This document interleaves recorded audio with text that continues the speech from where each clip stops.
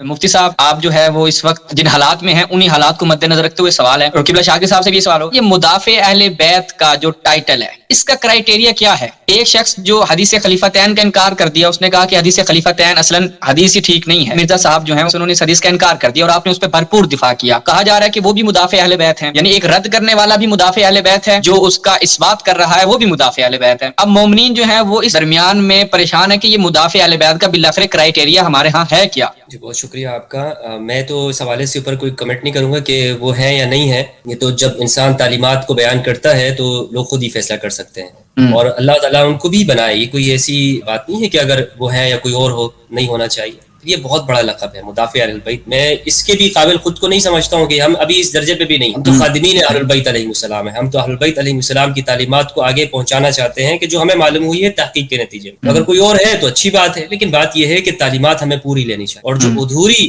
من گڑت تفسیر محض اس وجہ سے کہ جناب ہمارے لوگ اس سے ناراض ہو جائیں گے، بھئی آپ لوگوں کو ناراض کرنا ہے یا اللہ کو آپ نے خوش کرنا ہے؟ واللہ ورسولہ احق ان یرضوہ، اللہ اور اس کا رسول حقدار ہے کہ اسے راضی کیا جائے، لیکن آپ صرف اجتماعیت کے خوف کی وجہ سے، اکثریت کے پیچھے چلنے کی وجہ سے، کیونکہ حدیث ثقلین کو ماننے کی وجہ سے، اگر ایک شخص یہ کہتا ہے کہ قرآن اور اہل البیت خلیفہ ہے، پھر اس سے بہت بڑے سوالات پیدا ہوتے ہیں، مفر نہیں ہوگا ان سوالات سے۔ اگر آپ علی کے ساتھ کھڑے ہیں، آپ کہتے ہیں کہ میں شیعان علی ہوں، تو پھر آپ کو ان سوالوں سے بھاگنا نہیں چاہیے کہ جناب نہیں میں اس سے بھاگ رہا ہوں، اس میں پھر من گڑت قسم کی تعویلات آپ کرنے لگ جائے کہ نہیں بھائی اس سے کوئی اور بھی ناراض ہوگا اور لوگ بھی اس طرح سے ہوں۔ جن صاحب کا آپ نے نام لیا ہے، میں نہیں سمجھتا ہوں کہ یہ اہل البیت علیہ السلام کی تعلیمات کو کما حقہ بیان کرتے ہوں، اور جبکہ یہ حدیث ثقلین سے منحرف۔ سوال یہی آپ سے ہے کہ آپ اگر اس کا تھوڑا سا جب تک وہ آتے ہیں ایک مدلل اور مفصل جواب دیں، تو میں آپ سے کھل کر یہ سوال کرتا ہوں کہ ہمارے ہاں تشیع میں اگر کوئی ہماری فیور میں بات کر دیتا ہے، مثلا آگے اہل بیت کی تعریف کر دیتا ہے، اور ساتھ میں وہ ہمارے حوالے سے، میں 3-4 جملے بھی آپ کی خدمت میں بیان کر دیتا ہوں، مثلا کہتا ہے کہ آپ کے امام تو جو غار میں چھپے ہوئے ہیں، مجھے ان کا واٹس ایپ نمبر چاہیے، یعنی اس انداز سے ہمارے امام کو مخاطب کرتا ہے، اور دوسری طرف کہتا ہے کہ اہل بیت کے حوالے سے کہا جاتا ہے تمسک کیا جائے، جبکہ شیعہ کتابوں میں الیاذ باللہ فقط بونگیاں ملتی ہیں ان سے، امام جعفر صادق علیہ السلام سے۔ دوسری طرف وہ تھوڑی سی تعریف کرے گا اور بنو امیہ کے حوالے سے جو ان کے مظالم تھے اس کو بیان کرے گا، تو ایک ٹائٹل دے دیا جاتا ہے مدافع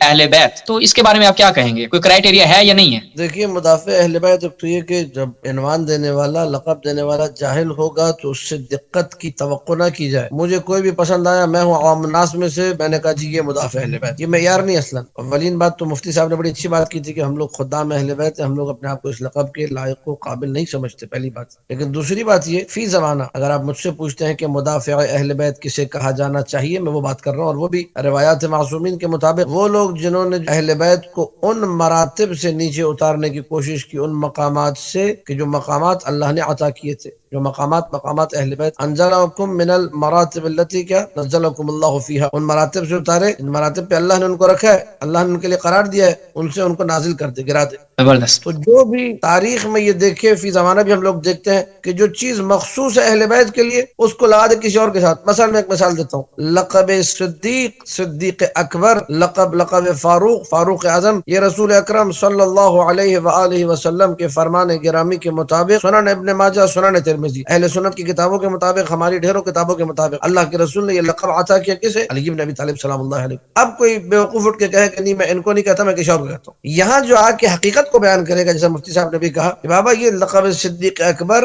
روایت، اچھا خود امیر کائنات یہ فرما رہے، ترمذی اور ابن ماجہ کی جو روایت ہے کہ میرے بعد اگر کوئی بھی اپنے آپ کو صدیق کہے گا یا فاروق کہے گا وہ جھوٹا ہوگا، یہ اہل سنت کتابوں میں حدیث موجود ہے۔ اب اگر آ کے میں حقیقت بیان کرتا ہوں کہ یہ لقب مخصوص ہے علی بن ابی طالب سے اور کسی کے لیے نہیں ہے، تو یہاں پہ کسی کو برا نہیں لگنا چاہیے، یہ حدیث کی کتابوں میں موجود ہے، معتبر حدیث کی کتابوں میں موجود ہے، ایسا شخص مدافع اہل بیت کہلائے گا۔ یا مثلا ہمارے مولانا صاحب نے جو میری طرح ماما مقبہ میں تھے، ٹی وی پہ جا کے بیوقوفی کی اور کہنے لگے رسول اکرم صلی اللہ علیہ وآلہ جب دنیا سے گئے تو ان کا سر اقدس حضرت عائشہ کی گود میں تھا، جبکہ معتبر روایات موجود ہے کہ امیر کائنات علی بن ابی طالب سلام اللہ علیہ کی گود میں رسول اللہ کا سر تھا جب ان کی روح قبض کی اللہ سبحانہ و تعالی نے اور وہ اس دنیا سے گئے۔ تو اب ایک شخص جو دیکھ رہا ہے کہ امت ایسا ستم ڈال رہی ہے کہ فضائل امیر کو لے رہی ہے، فضائل امیر کائنات جھوٹے طریقے سے منسوب کیے جا رہے ہیں ان افراد کی طرف جو ان فضائل کی اہلیت نہیں رکھتے، کچھ چیزیں ہیں خصائص، خود مثلا نسائی کا نام لیا، اب نسائی مظلوم کیوں ہے آج اہل سنت میں؟ 6 نمبر پہ اس کو رکھا ہے، جبکہ یہ مفتی صاحب سے آپ پوچھیے انصاب کی کتابوں میں، جو علماء کی جو تاریخ تراجم کی کتابوں میں لکھا ہے یا نہیں لکھا کہ کان النسائی احفظ من البخاری،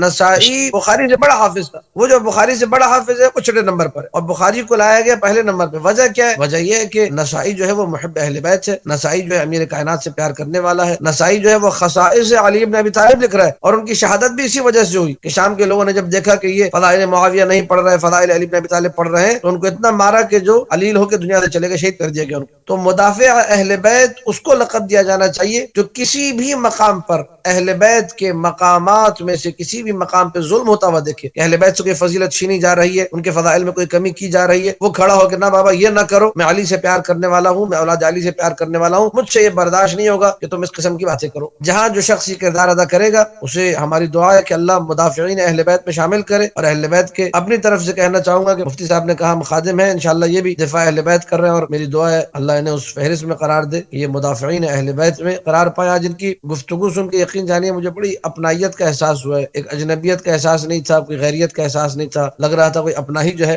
درد دل کر رہا ہے، کوئی اپنا ہی جو ہے وہ نہیں بات لگتا کر ہے رہا کہ آپ کو کوئی رافضی آپ کے ساتھ بول رہا ہے، یعنی کوئی شیعہ ہی بول رہا ہے اس طرح۔ اللہ آپ کو سلامت رکھے، محفوظ ہمارے رکھے۔ یہاں اصل میں بات یہ ہے کہ علامہ صاحب معذرت سے شخص جو اہل بیت علیہ السلام سے وابستہ ہو یا اپنی ہی مصادر میں رہتے ہوئے اہل سنت کی مصادر سے ہی وہ اہل بیت سے متعلق گفتگو کرے تو اس کو رافضی کہتے ہیں، آپ اس سے واقف ہوں گے۔ حالانکہ امام شافعی فرماتے ہیں کفاکم من عظیم الفقر انکم من لم یصلی علیکم لا صلاۃ لہ، یعنی اہل بیت کے بارے میں نماز میں اگر کوئی درود نہیں پڑھتا تو اس اہل بیت کے اوپر نہیں پڑھتا تو اس کی کوئی افسوس یہ ہے کہ ہمارا رویہ یہ ہے، تو اسی وجہ سے میں نے یہ کہا، یہ اس ٹائٹل کو استعمال کیا۔ اور میں یہ سمجھتا ہوں کہ یہ بعض اوقات جب مجھے لوگ کہتے ہیں نا رافضی تو میں کہتا ہوں الحمدللہ علی الرفس، اس رفس کے اوپر اللہ کا لاکھ لاکھ شکر ہے کہ اگر مجھے اس سے آپ نے نوازا ہے کہ اہل بیت علیہ السلام سے وابستگی کی وجہ سے۔ جی جی سلامت رہیں۔